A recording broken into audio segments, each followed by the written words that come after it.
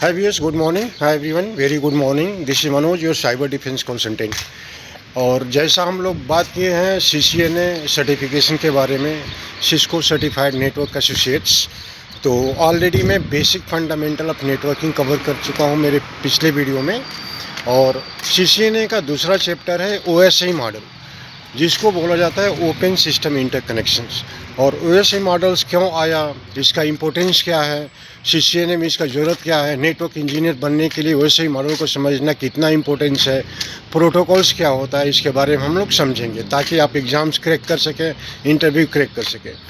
एक चीज़ आपको समझना होगा कि OSI मॉडल अगर आप समझ रहे हैं तो नेटवर्किंग का 50% कॉन्सेप्ट आपने समझ लिया।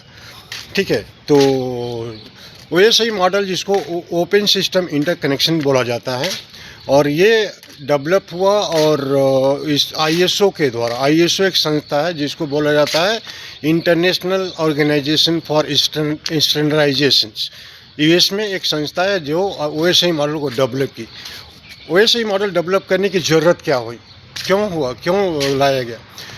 अगर हम लोग बात करेंगे अपने नेटवर्किंग सिस्टम की अक्रॉस वर्ल्ड में, तो 1970, 1980, 1970 और 1980 के बीच में बहुत चैलेंज हो रहा था नेटवर्किंग को कम्युनिकेट करने के लिए। बहुत सारे वेंडर थे, जैसे HP था, डेल था, जेरक्स था, सिस्को था, उसके बाद से एप्पल था, बहुत सारे थे, और सब अपना अपना एक रूल्स एंड स्टैंडर्ड बनाकर कम्युनिकेट कर रहे थे। एक चैलेंज हुआ कि एक दिन एक कंपनी में क्या हुआ कि एक प्रॉब्लम्स आया एम्प्लॉई के द्वारा कि सर ईमेल नहीं जा रही है। 1970 1980 की मैं बात बोल रहा हूँ, 1970 1980 की बात बोल रहा हूँ। तो उसमें क्या हुआ कि ऐसा प्रॉब्लम आया, नेटवर्क इंजीनियर आया, ट्रबल शूट करना स्टार्ट किया।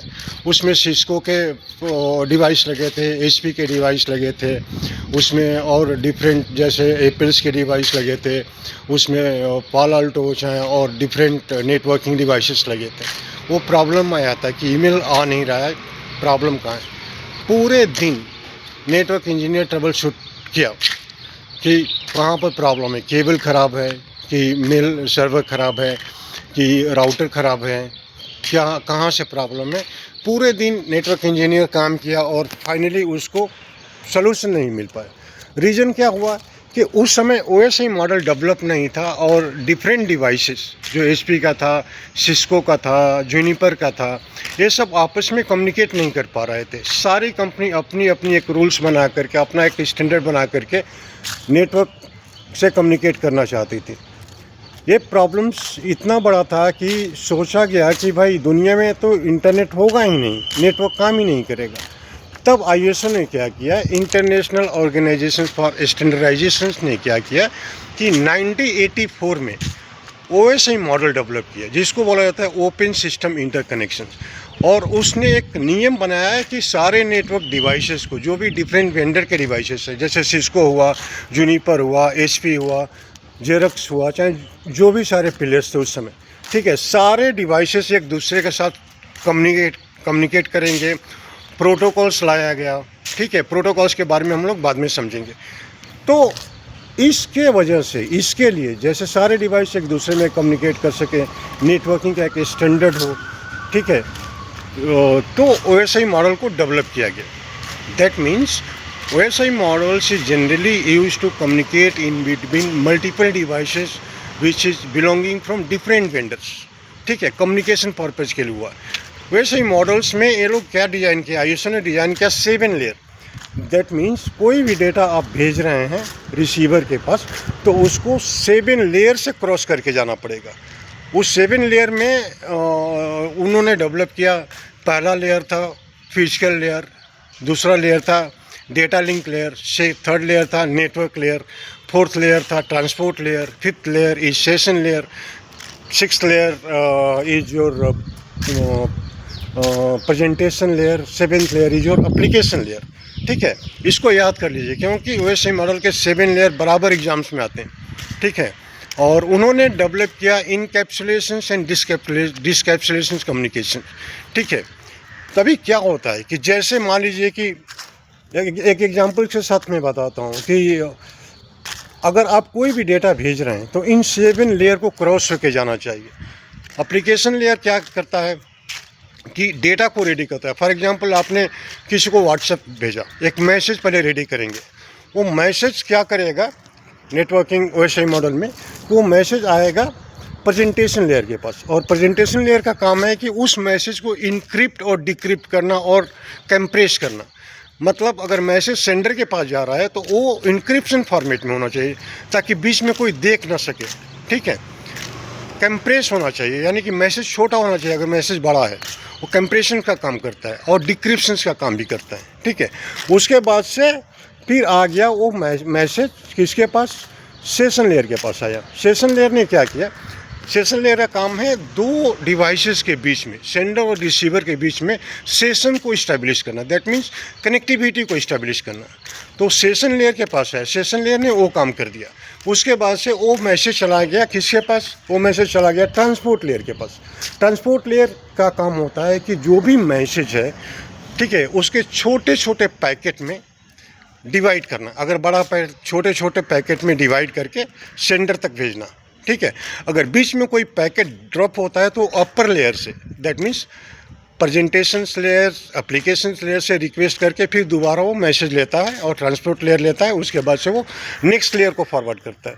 उसके बाद से आ गया वो मैसेज किसके पास, वो मैसेज आ गया नेटवर्क लेयर के पास। नेटवर्क लेयर का काम होता है कि आईपी एड्रेसिंग, आपका टीसीपी और यूडीपी, ट्रांसमिशन कंट्रोल प्रोटोकॉल्स और यूनिवर्सल डेटाग्राम प्रोटोकॉल्स को देखता है।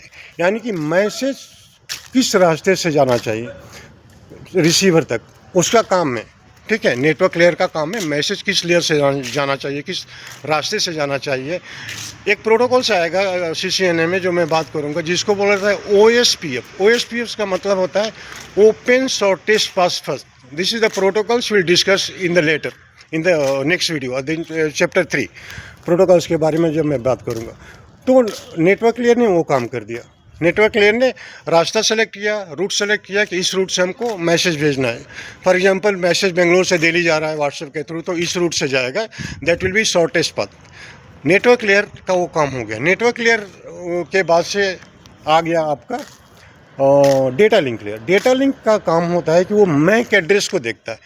आप देखे होंगे लैपटॉप में, चाहे राउटर्स में, चाहे किसी भी डिवाइसेस में, डिवाइस के पीछे एक मैक एड्रेस होता है, ABCD 456 इस टाइप का कुछ एड्रेस होता है। वहीं डिवाइस का एक्चुअल कम्युनिकेशंस होता है, उसी से डिवाइस कनेक्टिविटी होती है, ठीक है। लेकिन जनरली क्या होता है, मैक एड्रेस प्रोटोकॉल्स लाया इसलिए गया कि प्रोटोकॉल अंडरस्टैंड करने के लिए ईजी है, मैक एड्रेस ईजी नहीं है, इसके लिए मैक एड्रेस को रखा गया और प्रोटोकॉल्स को डेवलप किया गया कम्युनिकेशन के लिए। प्रोटोकॉल जब हम बताएंगे तो आप पूरा अंडरस्टैंड कर लेंगे। तो वहाँ पर वो काम कर दिया। उसके बाद से उसने मैसेज किसके पास भेज दिया, फिजिकल लेयर के पास। और फिजिकल लेयर का काम क्या होता है कि जो भी केबल्स होता है, इथरनेट केबल जो कनेक्टिविटी होती है आपके कंप्यूटर के साथ, वाईफाई कनेक्टिविटी होती है, चाहे और भी सारे जो भी कनेक्टिविटी होती है, तो वहाँ पर वो भेज देता है और उसके बाद से मैसेज रिसीवर तक पहुँच गया, ठीक है। इस प्रोसेस को, ये 7 लेयर का जो प्रोसेस है, इस सारे प्रोसेस को इनकैप्सुलेशंस बोला जाता है। सीसीएनए में इनकैप्सुलेशंस को एक्सप्लेन करने के लिए पूछेगा आपसे, ठीक है। एग्जाम्स में भी पूछ सकता है और इंटरव्यू में भी पूछ सकता है। तो इस प्रोसेस को इनकैप्सुलेशन बोलते हैं।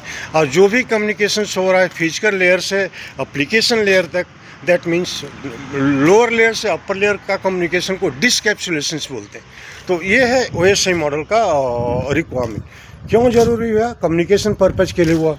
किस लिए हुआ, मल्टीपल डिवाइसेस को कनेक्ट करने के लिए हुआ, ठीक है। प्रोटोकॉल्स क्या होता है, नेक्स्ट वीडियो में हम लोग जब बात करेंगे प्रोटोकॉल्स के बारे में, जैसे TCP IP के बारे में बात करेंगे, transmission control protocols and internet protocols, DHCP के बारे में बात करेंगे, dynamic host configuration protocols, FTP के बारे में बात करेंगे, फाइल ट्रांसफ़र प्रोटोकॉल्स, उसके बाद से SMTP के बारे में बात करेंगे, सिंपल मेल ट्रांसफ़र प्रोटोकॉल्स, उसके बाद से IGRP के बारे में बात करेंगे, interior gateway routing protocols, routing information protocols. तो मल्टीपल प्रोटोकॉल्स अगर हम लोग बात करेंगे तो ओएसआई मॉडल को समझना आपको बहुत ज़रूरी होगा, क्योंकि अगर ओएसआई मॉडल समझ लिए प्रोटोकॉल समझना ईजी हो जाएगा, ठीक है। प्रोटोकॉल्स क्या होता है, प्रोटोकॉल्स एक सेट ऑफ रूल्स होता है कम्युनिकेट करने के लिए। जैसे मान लीजिए कि आप एग्जांपल्स के तौर पे बता रहा हूँ, आपका दोस्त है, आपको एक लेटर भेज रहा है, ठीक है। वो लेटर में क्या करेगा कि लेटर भेजने के पहले सबसे पहले आप दोनों दोस्तों के बीच में एक रूल्स डिफाइन किया जाता है। लेटर किस लैंग्वेज में भेजा जाएगा, इंग्लिश में भेजा जाएगा या हिंदी में भेजा जाएगा, लेटर कैसे भेजा जाएगा, किस रूट से भेजा जाएगा, हाँ, पोस्ट ऑफिस के ऊपर ड्रॉप करना पड़ेगा, लेटर के पास एड्रेस कौन सा रहेगा, वो सर्टेन एड्रेस होना चाहिए, ठीक है, फिर जाके आपके दोस्त को वो लेटर मिलेगा। दैट मीन्स आप दो दोस्तों के बीच में एक कम्युनिकेशंस क्रिएट हो, एक सेट ऑफ रूल्स बनाया जाता है कि ऐसे हम लोग बात करेंगे, ऐसे हम लोग कम्युनिकेट करेंगे। सिमिलरली यही काम होता है प्रोटोकॉल्स का। प्रोटोकॉल्स एक दूसरे डिवाइस को कनेक्ट करने के लिए एक सेट ऑफ रूल्स बनाता है कि we have a policy, we have created the policy, we have created the set of rules to transmit the data from one system to other system. That is what called protocols, ठीक है, इसी को protocols बोलते हैं। तो guys मैं video को बड़ा नहीं कर रहा हूँ क्योंकि CCNA बहुत इंपॉर्टेंट कोर्स है और इसको समझने के बाद से आपका नेटवर्क साइड में, नेटवर्क इंजीनियरिंग में, चाहे सिस्टम एडमिनिस्ट्रेटर्स में, चाहे और भी सारे बड़े प्लेटफॉर्म्स में, क्लाउड सिक्योरिटी इंजीनियर्स में, चाहे अगर CCNA के बाद CCNP आता है, सिस्को सर्टिफाइड नेटवर्क प्रोफेशनल, तो अगर 2 लेवल का कोर्स आपको समझ में आ गया, फिर अगर कहीं से एग्ज़ाम लिख रहे हैं, I am 100% sure network side में आपका जॉब क्लियर है और विथ वेरी गुड पैकेज और not for the one time, for the long time, ठीक है, एक बहुत लंबे समय के लिए आपका करियर बिल्डअप हो जाता है, बन जाता है। तो इसके लिए मेरे अपने सारे व्यूअर्स से रिक्वेस्ट है कि सारे वीडियो पर फोकस करें, क्योंकि मैं बहुत एफर्ट डाल करके सारे वीडियो को हिंदी में ट्रांसलेट कर रहा हूँ। मेरे वीडियो का पर्पज़ है सारे रूरल एरिया को देखना, जो भी स्मॉल टाउन्स के बच्चे हैं, जो भी स्मॉल टाउन्स के लड़के हायर लेवल पर पढ़ रहे हैं, जो बहुत इंटेलिजेंट होते हैं, प्लेटफॉर्म नहीं मिल पाता है, ठीक है, तो उन लोगों के लिए वीडियो इजी रहेगा ताकि समझ में आए और बाकी फाइनली आप किसी भी मेट्रो सिटी में आकर अपना करियर बना सकते हैं, इंटरव्यू अटेंड करके जॉब को ले सकते हैं और इंटरव्यू क्रैक कर सकते हैं। तो ये मेरा इंटेंशंस है और not only for specific, across India जो भी मेरे रूरल एरिया के स्टूडेंट हैं, जैसे बिहार हुआ, आपका उत्तर प्रदेश हुआ, मध्य प्रदेश हुआ, हिमाचल प्रदेश हुआ, वेस्ट बंगाल हुआ, साउथ इंडिया में सारे स्टेट जो रूरल एरिया में जो हिंदी समझ पाते हैं, ठीक है, नॉर्थ इंडिया के जो भी स्टेट्स हुए, जैसे राजस्थान हुआ, चाहे और भी सारे स्टेट के बच्चे जो लोकल टाउन में पढ़ते हैं, जो इवन B क्लास के नीचे वाले शहर में पढ़ते हैं, वहाँ के लोकल इंजीनियरिंग कॉलेज में इंजीनियरिंग करते हैं, BSc करते हैं, MSc करते हैं, फिर भी प्लेटफॉर्म नहीं मिल पाता है, बहुत स्ट्रगल करना पड़ता है। तो ये सारे चीज़ को कंसिडर करते हुए मैं इस प्लेटफॉर्म को, इस चैनल को लॉन्च किया हूँ, ताकि मेरे जो भी व्यूअर्स हैं, जो भी लोग कनेक्टेड हैं हमसे, other if you are already IT professional, this video will help you out also, if you are a student, this video will help you out also, if you are seeking career into cyber security and network security, this video will help you out. So guys, thanks a lot for your valuable time. We'll meet up tomorrow with CCNA Chapter 3, जिसमें हम लोग पूरे TCP/IP के बारे में, IP subnet mask के बारे में और आप डिफरेंट प्रोटोकॉल्स के बारे में बात करेंगे, ठीक है। तो thanks for your times and मैं पूरे अपने व्यूअर्स को मैसेज कन्वे करना चाहूँगा, I really glad and receive such fantastic appreciations and having fantastic views in last videos. So thanks a lot for your times and valuable appreciations.